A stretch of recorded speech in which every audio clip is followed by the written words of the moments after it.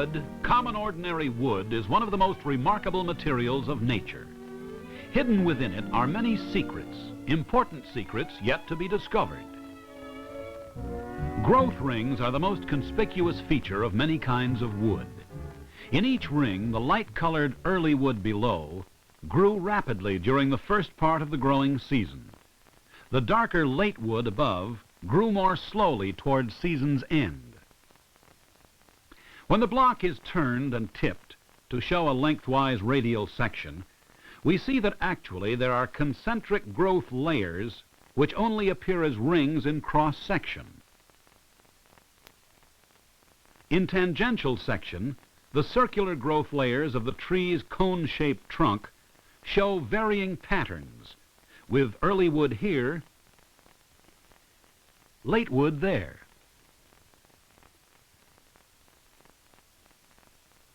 In plywood or tangentially sawn boards, the growth layers display patterns of great diversity and beauty, no two of which are ever the same.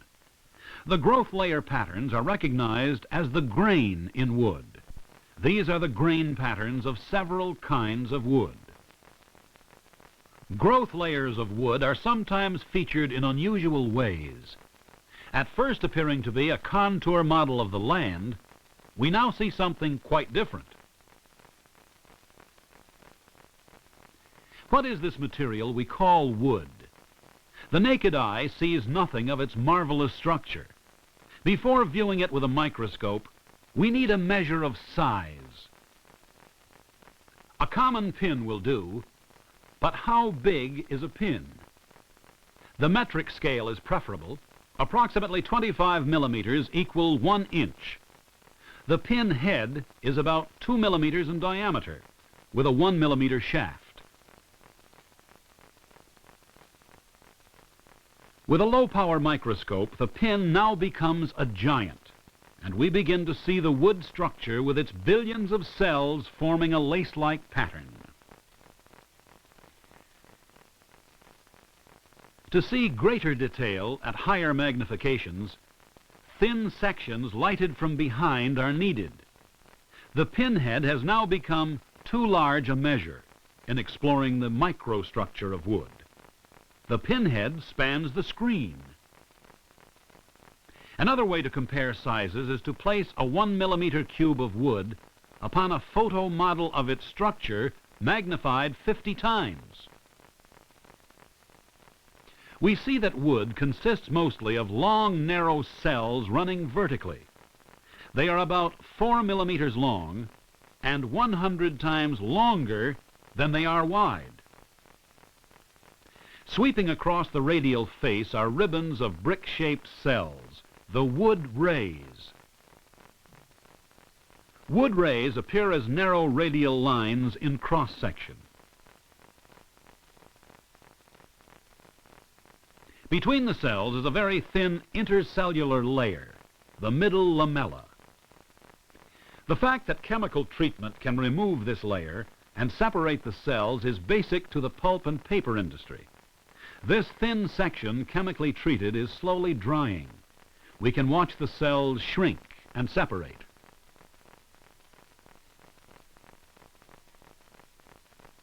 Remembering that these cells are actually 100 times longer than they are wide, we can see at lower magnification a few hundred of the almost countless numbers of them in a piece of paper.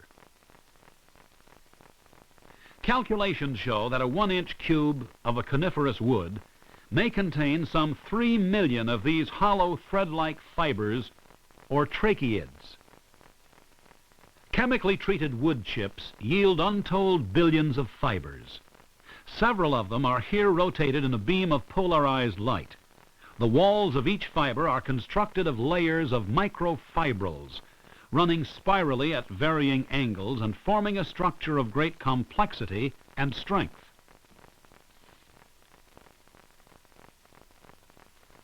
On a 5-foot projection screen, this cutaway model of a wood fiber section is magnified about 40,000 times. The outer or primary wall is extremely thin, and the few microfibrils have a random arrangement. The secondary wall is three-layered. In its thin outer layer, the microfibrils approach the horizontal. The relatively thick central layer has fibrils running at a steep angle, almost vertically. The fibrils of the thin inner layer again approach the horizontal. The microfibrils in all layers are embedded in a matrix of lignin and other complex organic substances. This kind of structure may explain the tremendous strength of a piece of wood. Here is a short piece of Douglas fir wood, 1 inch square in cross-section and weighing 3/4 of an ounce. How much of a load will it carry when placed vertically in a testing machine?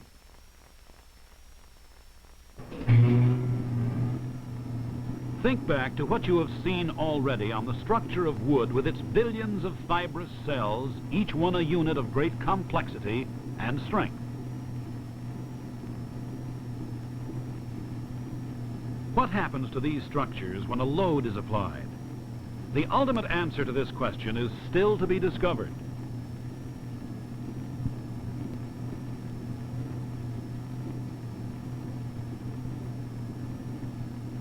The force applied to the small test piece of wood is now increasing to over 3 tons, and still there is no sign of failure. We have now set the dial to a higher scale of readings.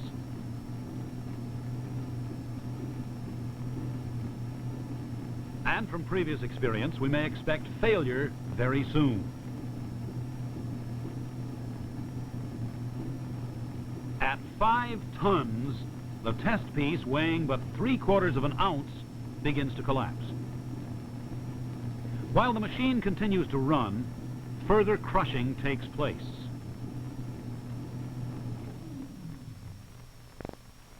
Removed from the machine, we can turn the block to see how it failed. Before it did so, it carried the combined weight of 3 automobiles. Some of the best modern luggage features wooden frames. Besides being light in weight, wood is resilient and recovers quickly when the pressure is released. The basswood plywood used in this luggage frame is being tested for its resistance to shock. A 10-pound weight is dropped repeatedly from varying heights. In actual service tests of luggage, covering travel of hundreds of thousands of miles, wooden frames have been found superior. Competing materials may either dent or shatter.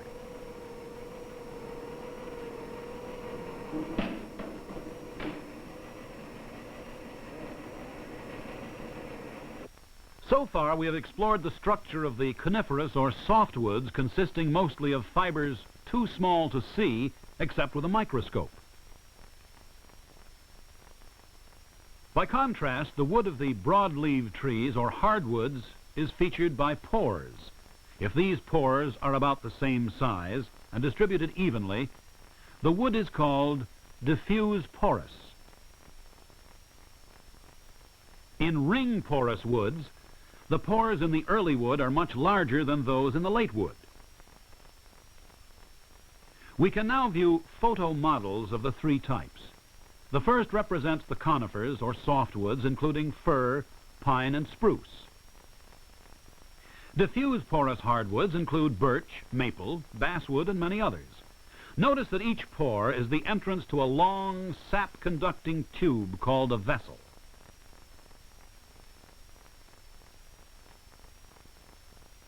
Ring porous hardwoods include ash, oak, and hickory. Vessels in porous woods often form uninterrupted channels for some distance in the tree.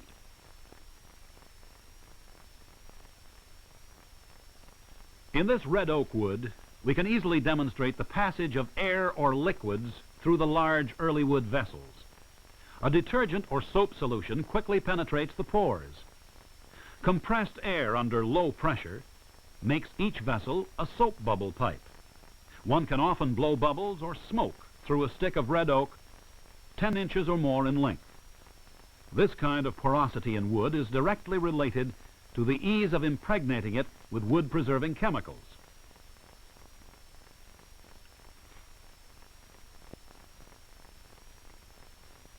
In hardwoods, most of the sap rises through the vessels.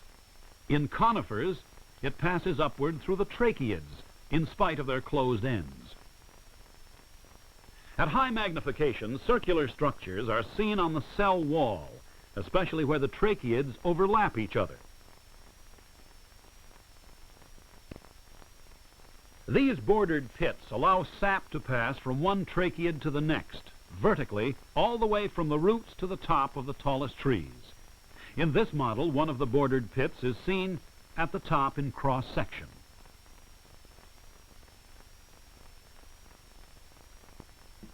The wood of pines, spruces, and some other conifers shows a thickened pit membrane in the center, attached by strings, something like a trampoline. When wood dries or heartwood forms, the membrane may be forced to one side or the other, in this way closing one of the pit openings. Whether these bordered pits control the rise of sap in the tree has yet to be discovered.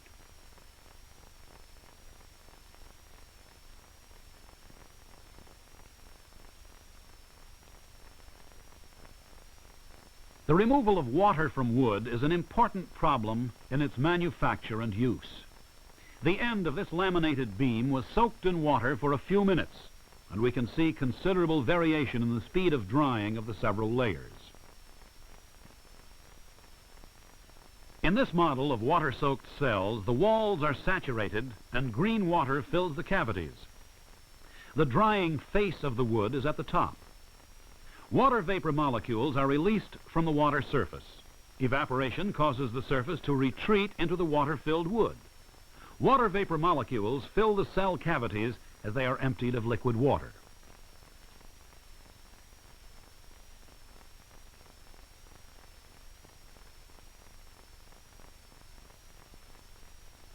Using a larger scale model, we can see that in the saturated cell wall, water is held in special zones of attraction, separated by regions of little attraction. A water molecule may be released and then trapped one or more times in its journey to the outside. As the saturated cell walls lose moisture, they begin to shrink.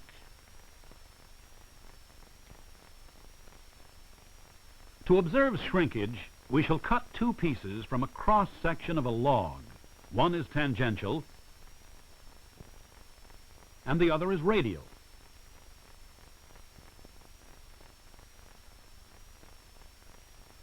To these, we now add a piece with the grain running lengthwise, and also a piece of plywood made from veneer layers with alternating grain direction.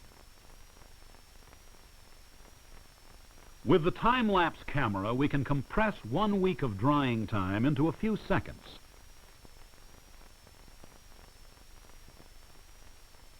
In cross-section, tangential shrinkage is greatest, with radial shrinkage about 1/2 as much. Normally, wood shrinks very little along the grain. By alternating at right angles the grain direction of the veneer layers, plywood is produced which has little shrinkage.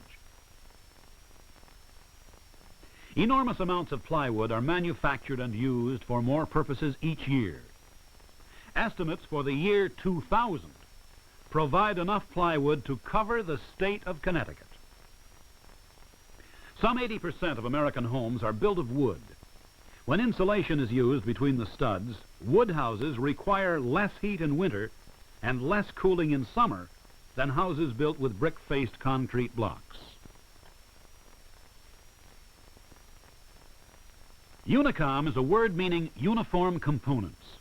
The use of such factory-assembled components greatly reduces the time needed to build a house and leaves no wasted pieces of wood on the job.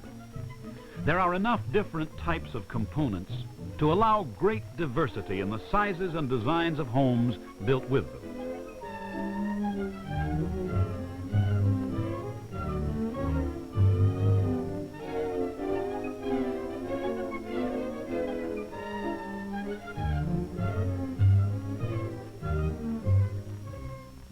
Special connectors are best used when the roof trusses are fabricated in the factory.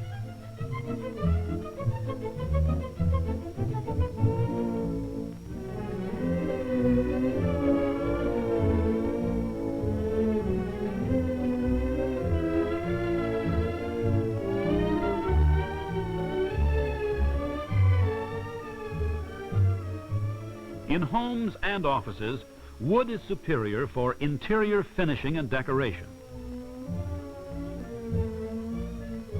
Designers of modern structures, including steel and concrete office buildings, are rediscovering the beauty and adaptability of wood for new and imaginative decorations.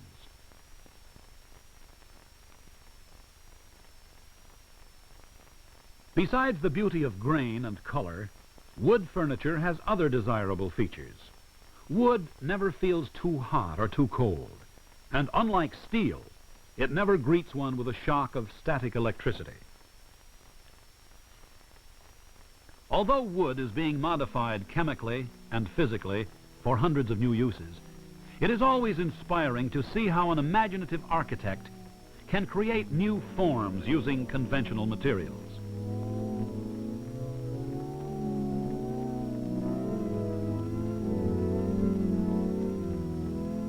This church in Rowayton, Connecticut, needs no words to describe its beauty. As the sun follows a new path each day across the sky, the shafts of light coming through the colored panes make ever-changing patterns.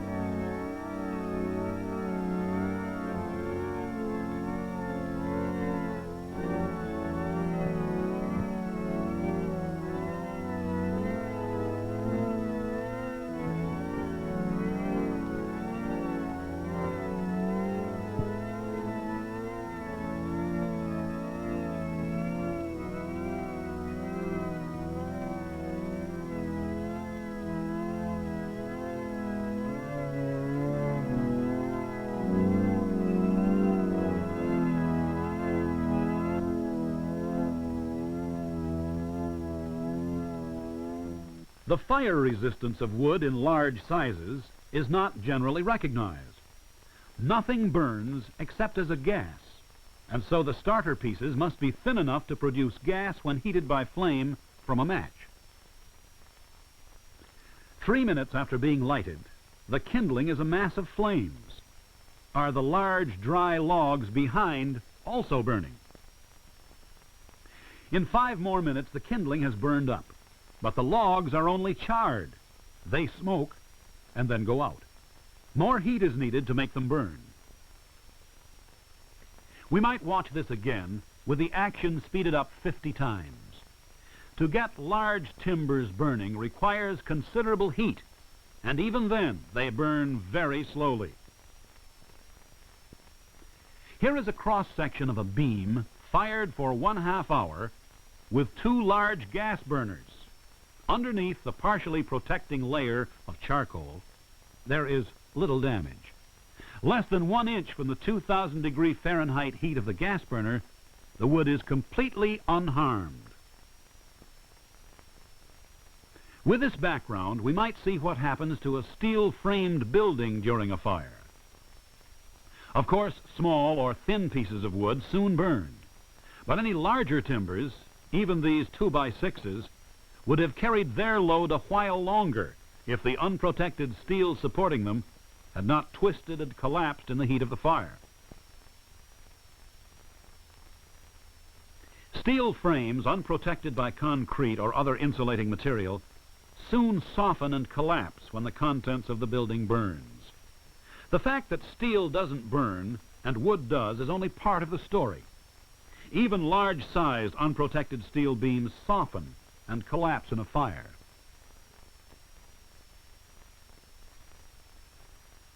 To protect valuable papers from fire, most people might store them in a metal box rather than a wooden one, with sides 1½ inches thick. We shall leave the boxes here for a 1/2 hour. Experiments show that the papers in the metal box are cremated in about 3 minutes. Near the end of the half hour, red-hot coals still heat the boxes. Removed from the fire and cooled with water, the boxes now tell their own story. The plywood box of 1.5-inch material has protected its contents for a half hour from temperatures ranging up to 1,700 degrees. For greater protection, here is a redwood plywood box with recessed cover and material 2¼ inches thick all the way around. All joints at the corners and elsewhere must be precisely made, and a resorcinol adhesive used throughout. Beginning at 1:35 p.m., the experiment will run for 1 hour. Air circulation underneath is provided, and the box kept covered at all times with dry, split hardwood. Throughout the fire lasting 1 hour, a thermocouple underneath the box indicated temperatures of 1,600 to 1,740 degrees Fahrenheit. Even though the outer layers are gone, the box is still recognizable. What shall we find inside? The documents are safe, but there was charring at one point inside. The box should be 3 inches thick to withstand safely an hour's fire. During a walk through the woods, one often sees decaying tree trunks on the ground. It is fortunate that under conditions of moisture and warmth, wood does decay. Except for the work of wood-destroying fungi, dead trees would finally cover the ground and make new growth impossible. The body of the fungus can sometimes be seen, but it is usually invisible without a microscope. The familiar fruiting bodies of many forms and sizes indicate that inside decay is already far advanced. Inspection of the surface with a lens shows almost countless tiny openings. From these openings there stream billions of spores, invisible except with a microscope. Carried everywhere by air currents, the spores may land upon moist wood, begin to grow, and cause decay. Throughout the world, millions of homes are being consumed by the slow fire of decay. This needless waste is caused by improper design or construction which lets in water. Obviously, wooden structures should never touch the moist earth. In fact, they should be at least 8 inches away from it. In this row of houses, the porches are decayed and settling further into the ground. Leaky roofs should never be tolerated, and porch floors should have sufficient slope so that water drains perfectly and never stands in puddles. All decayed wood must now be cut out. Replacement lumber should be pressure treated with preservatives. Only moist wood decays. Dry wood never does. We can see here the selective growth of a fungus on 3 kinds of wood. The blocks were kept at high humidity in a warm chamber for 3 months. The first block is hickory with low resistance to fungi. The next is pine under heavy attack by this fungus. The last is oak, showing high resistance to decay. The pure white body of the fungus extends innumerable feeding threads throughout the entire wood structure. Decay finally reduces the wood to carbon dioxide and water and releases stored minerals. The oak resists this fungus, but may be destroyed by some other ones. Certain woods are unbelievably resistant to decay. This famous sequoia seems to be completely sound, even though much of its interior was exposed by cutting a tunnel through it.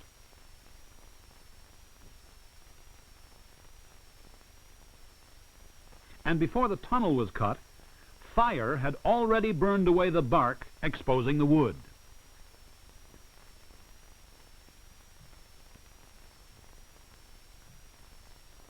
If one includes the uses of paper, Wood is now used in some 5,000 different ways. This wooden structure, assembled from specially drilled spools and dowel rods, illustrates one of the greatest success stories in the world of toys. Actually, more than a toy. The system is based on a series of right triangles. The hypotenuse of the smallest one becomes the side of the next in line, and so on to the largest triangle. Each year, some 200 new and flashy toys are launched on the Christmas market. It is a rare toy indeed that will still be around after 5 years. But this creation of the toy tinkers has celebrated its 50th anniversary and sells over 2 million sets a year. People like the feel of wood, and the simplicity of the parts tempts them to create new forms. Sometimes in the complex world of modern science, a simple but previously unthought of idea produces exciting results. This piece of wood was soaked in liquid ammonia. While still saturated with the ammonia, the wood is about as pliable as a piece of stiff leather. The ammonia treatment, proposed by a forest chemistry professor, results in a material of great interest to an artist and his students in landscape architecture.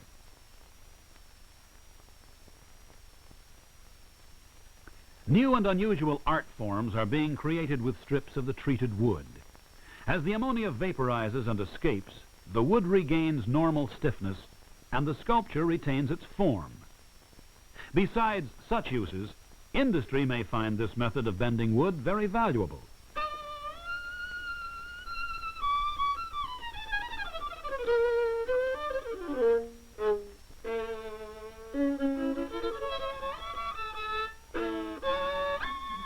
And so, from a new use of wood to an ancient one. How in the hands of a master craftsman a slab of spruce and one of maple become a great instrument is still a mystery. The secrets of wood are seemingly endless and will intrigue and serve man for a long time to come.